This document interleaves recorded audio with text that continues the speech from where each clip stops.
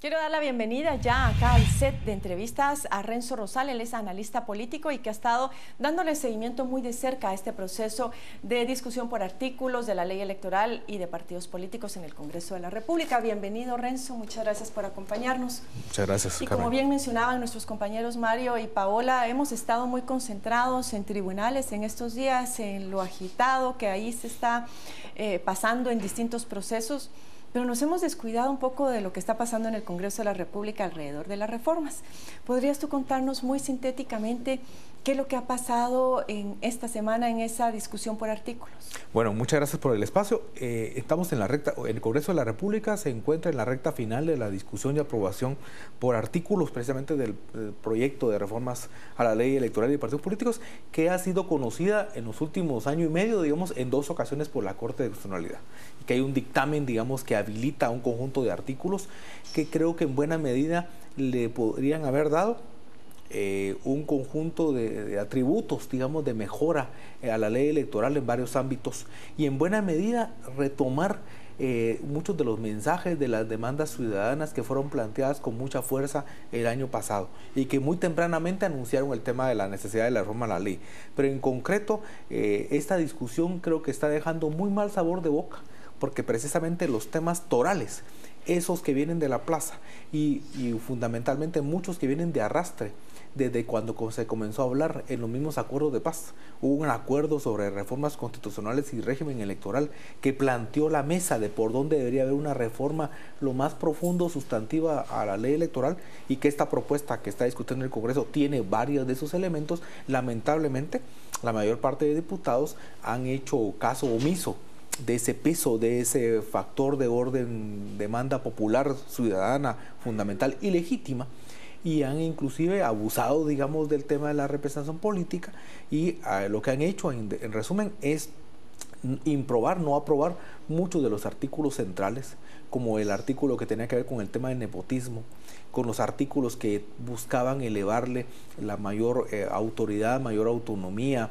al Tribunal Supremo Electoral, por mencionar artículos torales, y se han quedado en una aprobación de artículos muy mínimos que inclusive pierde la integralidad de lo que era la propuesta original y podría inclusive ser regresivos, es decir, no contribuir en lugar de para avanzar, nada, podríamos retroceder. Este artículo del nepotismo es, si no me equivoco, aquel que prohibía a los partidos políticos incorporar familiares dentro de las estructuras del partido y también incorporar familiares en los listados de elección para diputados. Absolutamente, y está visto. Eso lo eliminaron. Lo eliminaron, no pasa, digamos, y ahora no hay posibilidad, por así decirlo, de regresar a esa discusión, ya pasó en la lista. Y espera, hoy día jueves se espera que pueda llevarse a cabo la discusión de los artículos que quedan, pero todo apunta a que se va a mantener la misma lógica en términos de seguir improbando los artículos centrales y seguir, creo yo, lo que está por medio en el Congreso tiene que ver con 2 escenarios. El escenario 1 es no reformas, que ha sido como el común denominador en otras legislaturas. Dado el momento, de pronto dice, no, sí, vamos a hacer una reforma, pero que reformas que no tienen ninguna trascendencia, ningún impacto, y que se quedan a kilómetros de distancia. Simplemente decir, sí se reformó, pero que esas reformas al final se quedan en la superficie y obvian lo que se había venido trabajando, no únicamente desde la plaza, que a veces ese es el argumento que se está utilizando, Renzo, que es decir, son improvisadas. Y precisamente por hacer las cosas a la carrera, porque obedecen únicamente a la plaza, entonces podría resultar peor el remedio que la enfermedad. Pero estas reformas, según recuerdo, el proceso es que vienen desde hace muchísimo tiempo, trabajado inclusive por universidades y tanques de pensamiento, de pronto confluyen con las manifestaciones en la plaza, se suma o se incorpora ahí porque se hace una mesa ampliada, otras reformas que son pues lideradas por el Tribunal Supremo Electoral.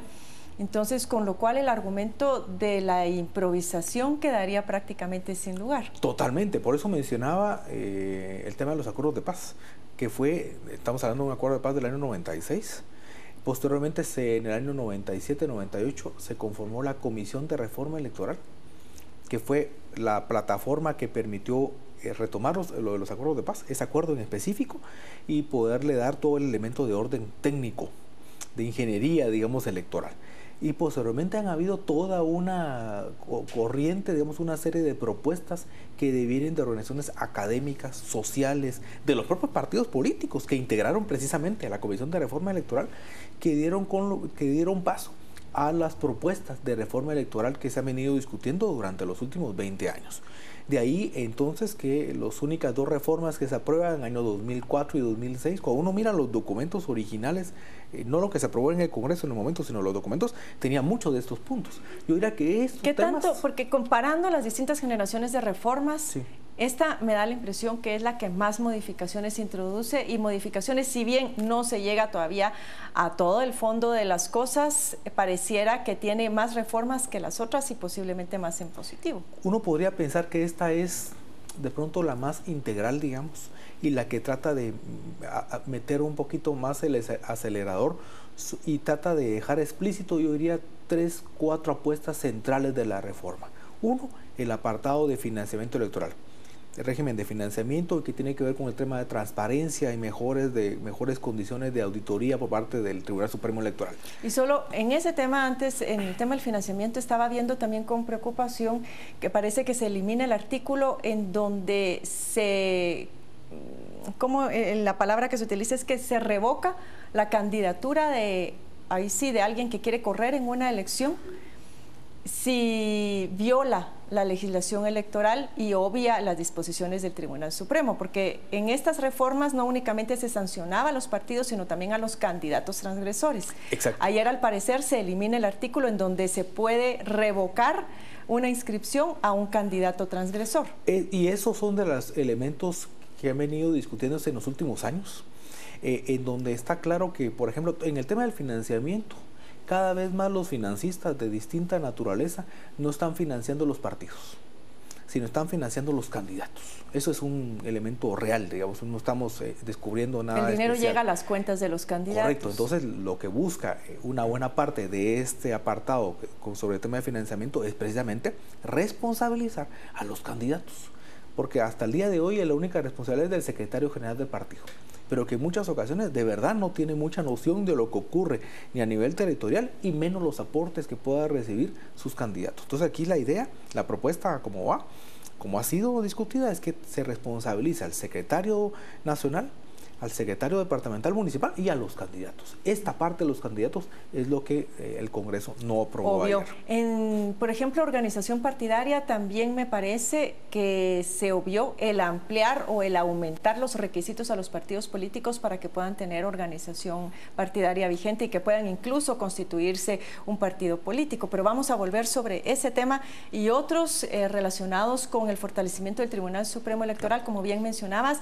luego de conocer los comentarios de nuestros seguidores en redes sociales en cuanto a qué es lo que os esperan del Congreso de la República alrededor de estas reformas a la ley electoral. Adelante, Pietro, vamos contigo.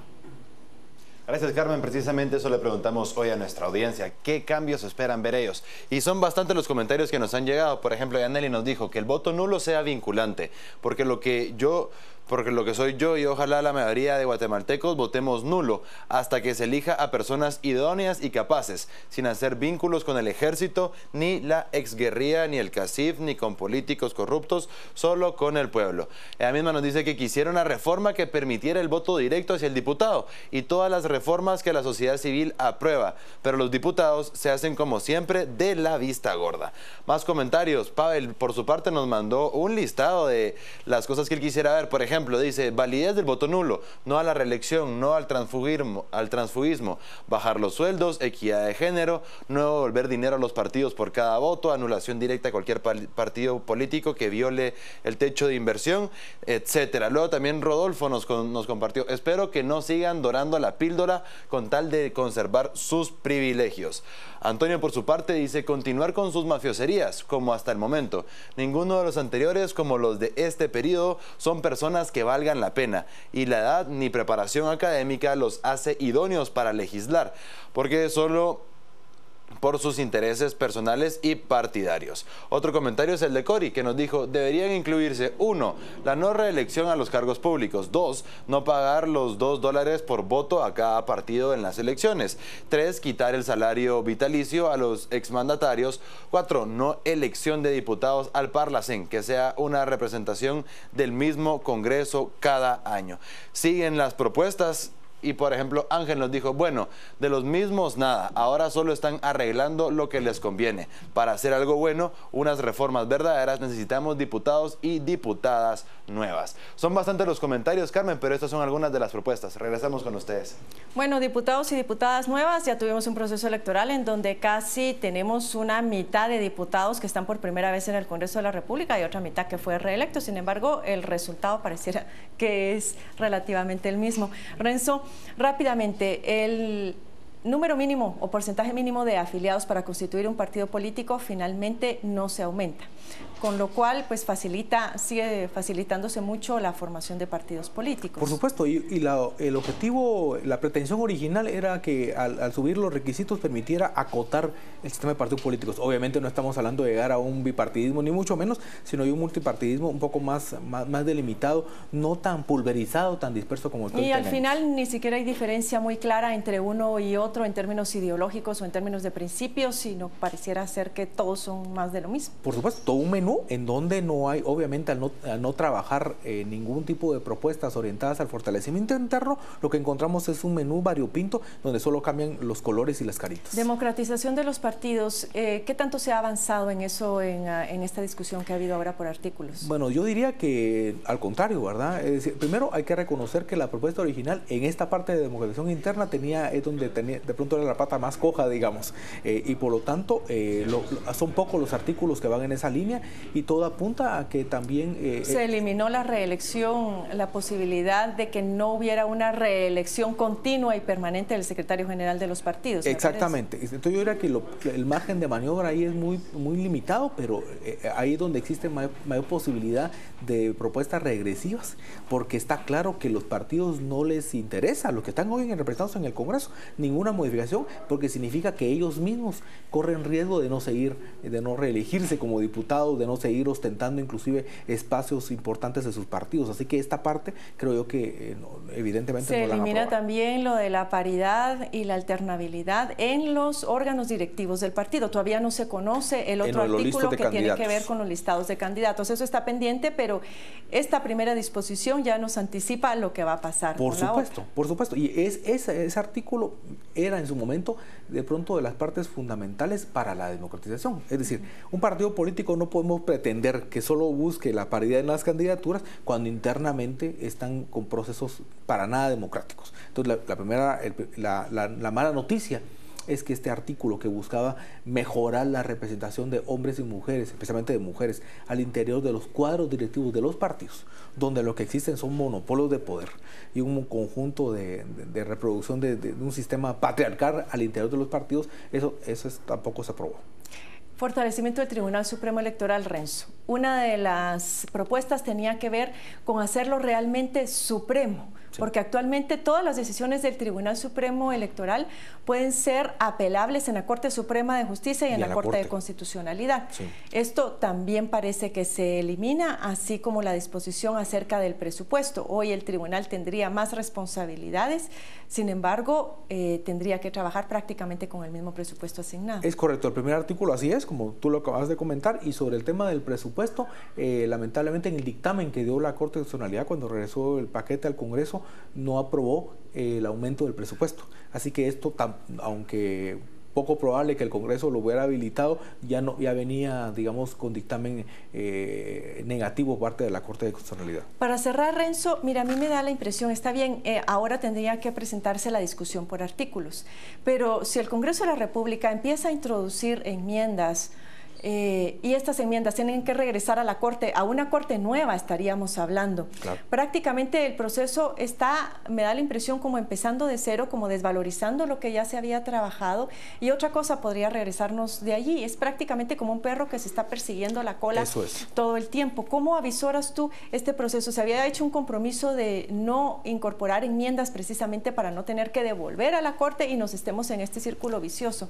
¿Qué escenario perfilas tú muy brevemente? Bueno, yo diría que el escenario es muy negativo, toda vez que obviamente ningún acuerdo ha funcionado en este sentido, se ha desvirtuado, se le ha quitado el contenido, la integralidad que suponía la discusión, y lo que me parece todavía más contradictorio, más en resumen totalmente fuera de lugar, es el mensaje que se está dando. Hoy por hoy, y ayer mismo encontramos la captura del diputado Woody Rivera, de exdiputado Woody Rivera, son señales muy poderosas que se están encimando sobre el Congreso de la República, y a pesar de eso, lo que están buscando es la inviabilidad. Es decir, cualquier reforma de estas que están comenzando a salir, que no está en el paquete original, tiene que regresar, como bien mencionabas, a una nueva CC, a una nueva Corte de Constitucionalidad, donde mucho todavía no sabemos cómo va a quedar integrado. Claro, pero todo apunta, los ingredientes que tenemos es que puede haber una correlación de nuevos magistrados muy negativa a este tipo de iniciativas, y por lo tanto lo que creo que aquí se enterraría por esta legislatura, se enterraría cualquier posibilidad